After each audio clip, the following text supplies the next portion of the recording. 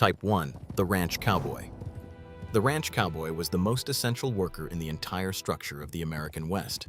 He wasn't the glamorous cowboy from the movies. He wasn't riding across prairies chasing adventure. He stayed. He remained. His world was the private ranch, a defined territory where every fence, every animal, and every pasture was his responsibility. The routine began before the sun even rose.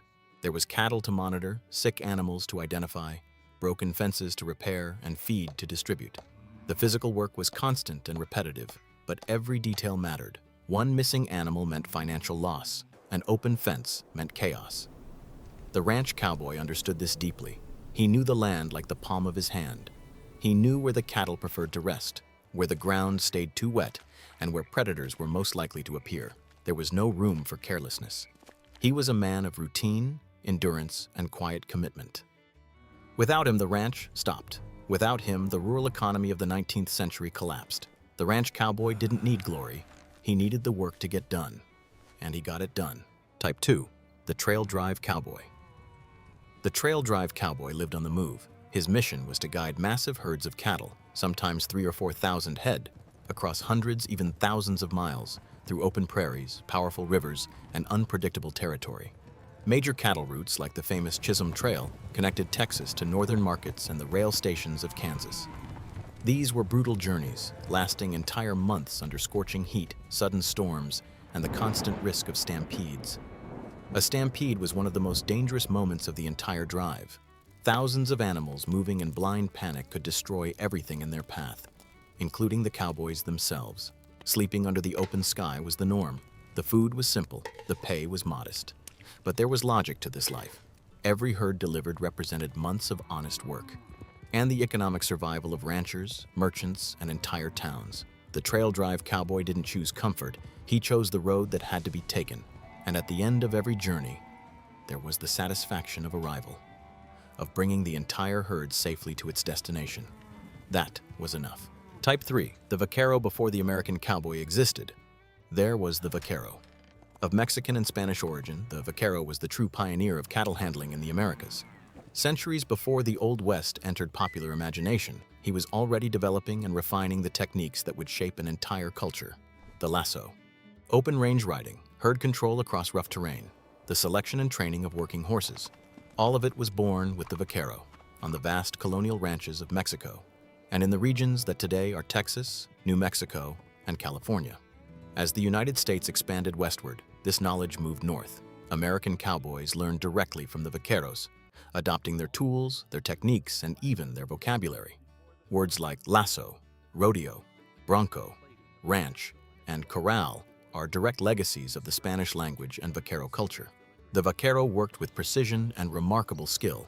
His mastery of horse and rope came from years of constant practice, passed down from generation to generation.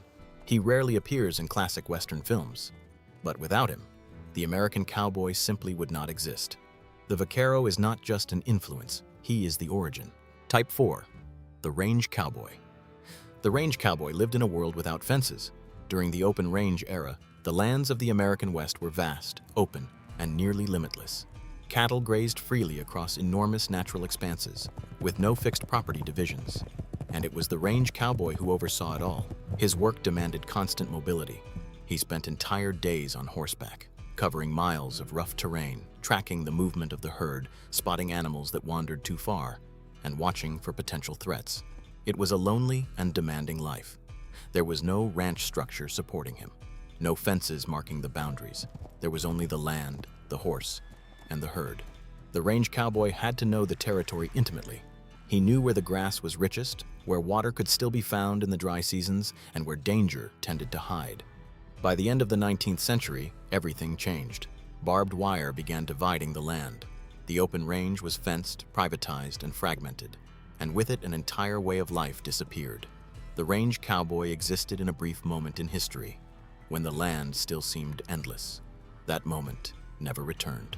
Type 5. The Rodeo Cowboy. The rodeo cowboy is the bridge between past and present. His events were not invented as entertainment.